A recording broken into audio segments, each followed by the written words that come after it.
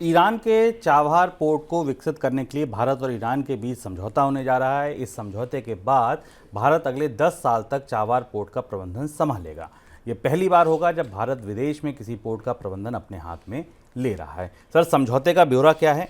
भारत ने India ports global करके जो कंपनी है जो म्यांमार का भी एक पोर्ट संभालती है, उसकी तरफ से ये समझौता किया जाएगा। और चाबहार पोर्ट में भारत और ईरान के पुराने रिश्ते रहे और उस रिश्ते की मजबूती का ये प्रमाण है कि भारत को स्ट्रेटेजिक इंपॉर्टेंस का, रणनीतिक इंपॉर्टेंस के इस पोर्ट का प्रबंधन मिला है, क्योंकि ये चीन का जो बेल्ट एंड रोड इनिशिएटिव है उसका जवाब भी माना जाता है।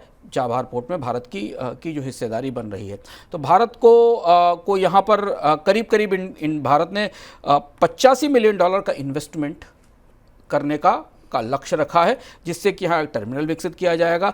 भारत यहाँ पे अलग अलग हार्बर क्रेन्स लगाएगा और इस पोर्ट का मैनेजमेंट करेगा, जो कि रणनीतिक रूप से खासा महत्वपूर्ण है। भारत में जल्द फिर एक बार क्रिप्टो करेंसी का कारोबार तेजी से आगे बढ़ने वाला है। ग्लोबल क्रिप्टो एक्सचेंज बिनासे और क्यू कॉइन को भारत के फाइनेंशियल इंटेलिजेंस यूनिट के साथ रजिस्ट्रेशन कराने की मंजूरी मिल गई है। रजिस्ट्रेशन प्रक्रिया पूरी होने के बाद FIU इंडिया दुनिया के सबसे बड़े क्रिप्टो एक्सचेंज बाइनेंस पर प्रतिबंध हटा सकता है।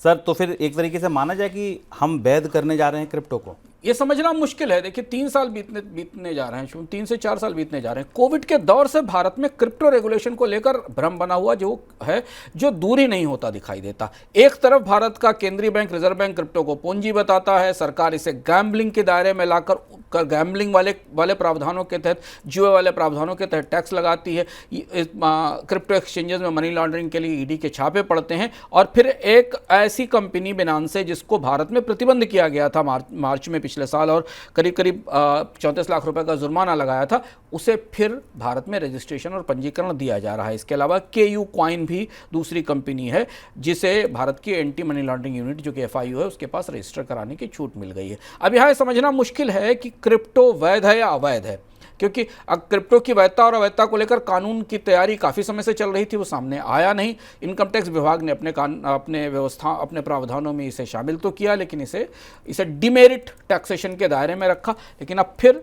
इसके प्रमुख एक्सचेंजेस को भारत में काम करने की छूट दी जा रही है। इसके अर्थ ये हो सकते हैं कि शायद क्रिप्टो को लेकर सरकार के नज़रिए में, कानूनी नज़रिए में बदलाव हुआ है।